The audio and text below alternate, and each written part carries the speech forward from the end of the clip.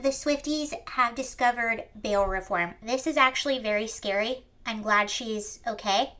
So, this man who has harassed Taylor Swift over 30 times was arrested 2 times within 3 days outside of her New York City apartment. Now, obviously, this created a shock. How was he able to go back there? Why wasn't he kept in jail? Well, friends, meet bail reform, aka zero cash bail. Before we get to that, let's go all the way to California, back in time, to a case involving a young Hollywood actress named Rebecca Schaeffer. So she was stalked by a man named Robert John Bardo, and in 1989, he showed up at her place of residence and unfortunately took her life. After this occurred, California passed a law to prevent stalking and to take it a lot more serious. Because the issue is, a lot of people don't find stalking as necessarily a violent because they didn't actually put their hands on you before that. In New York City, they have enacted bail reform, aka, again, zero cash bail, where if you are arrested for a misdemeanor or a non-violent felony, they will let you out on essentially a zero cash bail. Now, in order for stalking in New York City to be considered violent, it has to be stalking in the first degree. And the only way it qualifies as stalking in the first degree is if the person has caused physical harm to the victim. Now, you could say to yourself, well, Sarah, I read, it said they wouldn't let anyone out if it was non-violent. So you could say, well, the problem isn't bail reform. The problem is how we categorize stalking in the first degree. And you would be maybe a little bit right, but what I would challenge you to do is go back in the books and look at the violent crime in New York and how many of these people have been let out on zero cash bail. 43% of people let go with no bail on serious charge were rearrested, many of them very shortly after. Now, people could say that the person in front of Taylor's home didn't physically harm her, but I would argue that that is a very, very serious crime.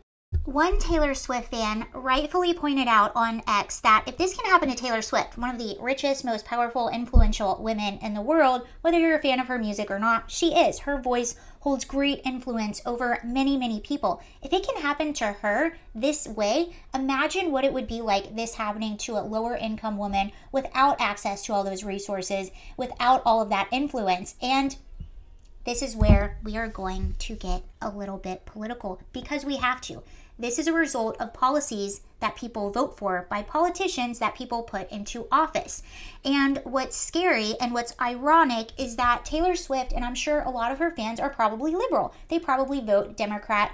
Taylor Swift has endorsed Joe Biden in the past. I have a feeling she's going to do it again, or whoever's on the Democratic ticket. But it's also been a trend amongst Democratic politics to decriminalize. For about the past 10 years, maybe even more, Democrats have been decriminalizing and decriminalizing and decriminalizing. They endorse soft on crime policies. They elect politicians and district attorneys that are not in favor of prosecuting crime, and this is the end result of that.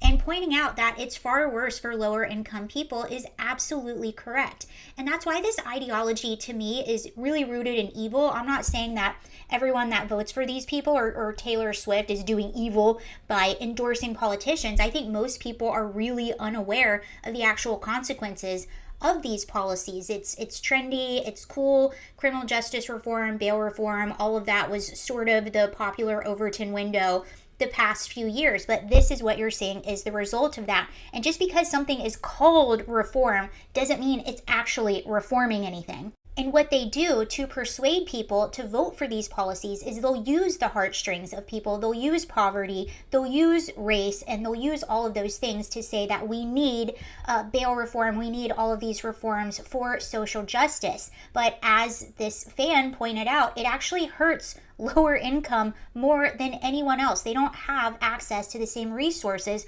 to protect themselves against violent criminals. And let me give you a very real example. So, in Los Angeles, they also have zero cash bail. They have a district attorney that doesn't prosecute. So they've been heading towards that liberal trend too of decriminalizing. And before we did a lot of these soft on crime policies, the homicide rate among Hispanic and Black males was the highest. The homicide rate was about 90%. So 90% of all homicides were Black and Hispanic males, young Black and Hispanic males. Once they enacted all those policies, guess what's happened? Los Angeles hit a 15-year high in homicides. Now, given the number that I just gave you, that the majority of victims are who paid for that the most? You don't need to be any sort of criminology expert to put two and two together and see who these policies hurt. This is one of the many reasons why I and others have left the Democratic Party, because for the first time in my life, all of a sudden, public safety is now being politicized, and we see the result of that. It's not good. It actually makes us less safe, and I'm not down with that. So I'm glad Taylor Swift is okay. Hopefully, this will prompt a big conversation, open people's eyes, and have people take crimes like these a lot more serious, and maybe look into things like zero cash bail. Maybe we need to tweak that a little bit. I don't know. But anyway, thank you guys for watching. Have a wonderful day.